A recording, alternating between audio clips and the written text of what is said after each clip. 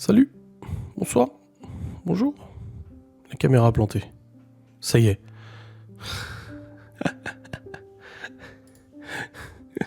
C'est normal. Parce que j'ai lancé le logiciel 2 fois, c'est pour ça. Bon, j'espère que vous allez bien. On se retrouve pour une nouvelle vidéo sans langue de bois. Je vous ai redemandé sur Instagram, même si j'ai encore des sujets en stock et tout, je me suis dit, oh bah tiens, ça me permettra de voir un petit peu les sujets. Et là, il y a 2 personnes qui m'ont posé la question aujourd'hui en me disant, me demandant est-ce que je pouvais parler sans langue de bois. C'est quoi exactement ce que... En tout cas, il y a une des 2 personnes qui l'a demandé explicitement, en disant, pensez-vous à votre retraite au niveau pécuniaire en tant que youtubeur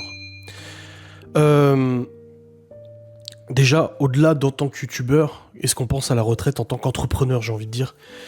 Vous savez, moi j'ai commencé une entreprise à 18 ans, après j'étais dans un court moment salarié du coup en informatique, et ensuite j'ai monté ma boîte en Suisse pendant quelques années, ensuite retour en France, voilà comment ma retraite se compose comme ça.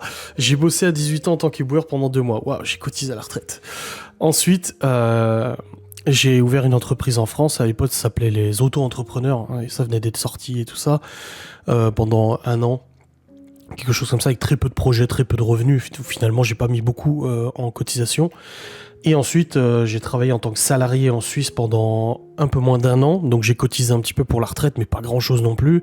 Et ensuite, j'ai travaillé comme salarié, du coup, en Suisse. Enfin, salarié de ma propre société. J'avais ma société avec mon associé et j'étais déclaré salarié dans cette entreprise. Donc, j'ai cotisé pendant quelques années, du coup, pour la retraite et tout ça en Suisse. C'est pas encore pareil qu'en France.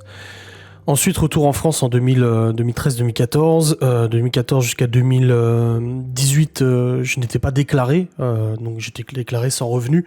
Donc pas de cotisation sociale. Cependant, après que j'ai été convoqué par huissier d'URSSAF, etc. parce qu'on voulait me mettre sur le dos plus de 120 000 € de cotisation URSSAF qui ne me concernaient pas, c'était pas mes cotisations à moi qui étaient impayées. Je leur ai expliqué un peu comment avait fonctionné cette entreprise en France de 2014 à 2018 et du coup ils ont réajusté mon statut en me déclarant finalement quand même conjoint collaborateur dans cette entreprise et du coup cotisant au titre de l'URSSAF, etc. Donc aujourd'hui je paie tous les mois un huissier pour rembourser du coup ces cotisations sociales qui ont été impayées. Alors, ça représente pas des dizaines de milliers d'euros, mais ça représente quand même un certain montant que je rembourse du coup depuis plusieurs années auprès des huissiers. Donc j'ai quand même une cotisation sociale qui a été faite sur la base de cette entreprise. Ensuite, il y a eu la société au Luxembourg. Ça a duré très peu de temps, très peu de cotisations, etc. Pour ensuite repasser du coup au statut actuel en France vis-à-vis des cotisations sociales pour mes revenus YouTube et tout. Donc en réalité aujourd'hui à presque 40 ans je n'ai quasiment pas cotisé pour la retraite. Pas à taux plein, rien du tout, enfin je sais pas comment ça s'appelle, mais en gros aujourd'hui de toute façon je n'ai pas suffisamment cotisé pour qu'à 60, je sais plus c'est combien la retraite, 64 puisse être versée. Et même si j'arrivais aujourd'hui à la retraite au taux légal, à l'âge légal de départ à la retraite, ma retraite s'élèverait à 500 €, 400 € par mois, c'est extrêmement faible. Donc en vérité je n'ai jamais vraiment réfléchi à mes cotisations retraite, je n'ai jamais vraiment réfléchi à ma retraite ou quoi que ce soit, parce que dans ma tête, je me suis toujours dit que de toute façon, tant que je serai en mesure de travailler, je continuerai de travailler. Que j'ai 60, 70 ans ou pas, si la santé me le permet, je continuerai de toute façon de travailler et je ne compte pas sur une retraite cotisée pour pouvoir vivre, etc. Quand je vois mon père qui a travaillé depuis ses 15 ans, qui aujourd'hui est à la retraite, et il touche une rente du coup de retraite, etc. mensuelle, c'est très bien, il a raison, il a travaillé pour ça, il était très régulier dans son travail, il a travaillé pendant plus de 30 ans dans la même entreprise, tu vois. Mais moi, de mon côté, j'ai pas du tout cette vision. J'ai déjà la vision du fait que notre monde est tellement instable, que les réformes sont tellement nombreuses, que de toute façon, dans 30 ans, quand j'aurai l'âge de partir à la retraite, qui me dit que de toute façon, l'État sera en mesure d'assumer les retraites ?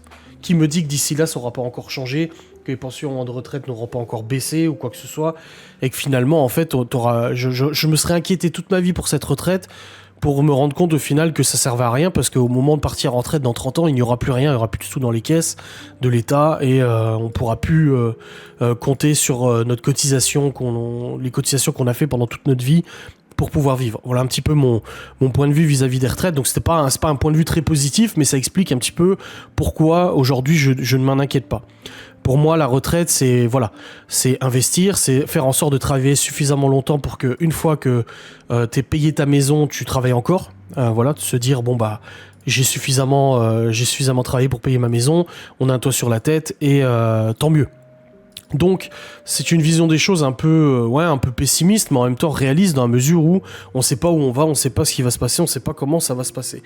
Donc aujourd'hui, ma retraite est très faible si je devais imaginer que je continue comme ça. Donc c'est pas forcément YouTube, c'est pas YouTube qui fait que je suis inquiet pour ma retraite, c'est plus notre environnement, notre société actuelle et aussi tous les jobs que j'ai cumulés au fur et à mesure des années. C'est pas parce que je suis youtubeur que je cotise pas, je cotise actuellement à la retraite, mais c'est de toute façon limite déjà trop tard.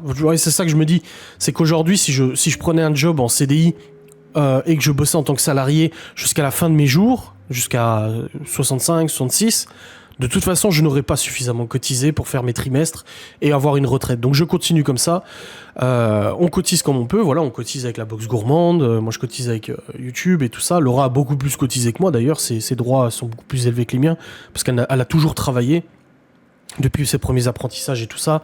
Donc elle a de ce côté-là un avantage. Mais moi, en tout cas, je ne compte pas là-dessus. Je compte plus sur quelques investissements, quelques projets. L'objectif pour moi, c'est de toujours être en bonne santé pour pouvoir payer les factures et payer le crédit de la maison, etc. Pour que le jour où vraiment je ne puisse plus travailler et que je dois soit vivre des rentes, soit vivre... Enfin, des rentes, hein, quand je dis ça, attention, c'est très... vivre des petits trucs mis de côté ou quoi que ce soit, ou vivre de la retraite que l'État verserait, au moins on sait que les charges, grande majorité des charges sont payées.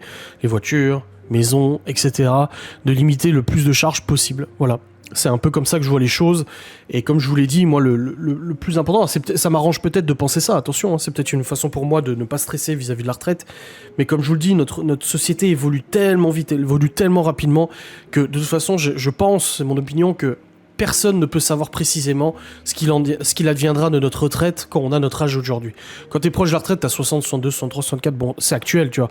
Mais quand t'as la 20, 30, 40...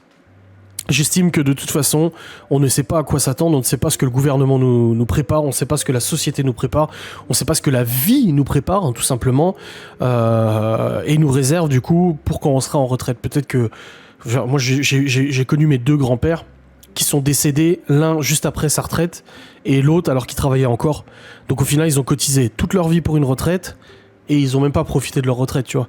Donc je me dis que, vu mon état de santé et vu la vie qu'on mène actuellement, vis-à-vis du stress, machin et tout ça, je ne suis même pas sûr d'atteindre les 70 ans. Honnêtement, hein, c'est pas méchant, hein. Ça je le dis souvent, mais c'est pas... je suis pas là en mode ouin ou quoi que ce soit, c'est la vie, c'est comme ça, hein. J'ai abusé de la vie pendant longtemps, avec la bouffe et tout ça, la malbouffe et tout. Je me suis repris un peu en main, c'est peut-être déjà trop tard, j'ai des problèmes du coup aujourd'hui de santé qui sont de toute façon incorrigibles. On peut pas retourner en arrière, et je me dis que de toute manière, vu tout le stress qu'on vit au quotidien, je ne serais pas surpris de ne pas atteindre les 70 ans. Donc au final, je pense que je vais continuer de bosser jusqu'à la fin de mes jours, en espérant justement que la santé me le permette et de faire ce que je peux. Voilà un petit peu mon opinion sur la retraite. C'est une très bonne question, je trouve que c'est très pertinent de poser cette question. Donc pour répondre encore plus simplement et résumer un peu tout ça, c'est pas le fait d'être youtubeur qui me pose problème pour la retraite, c'est le fait d'être entrepreneur tout simplement. Voilà. J'espère que cette vidéo vous aura fait plaisir. On se retrouve très vite pour une nouvelle vidéo Sangue de bois. Des bisous, salut.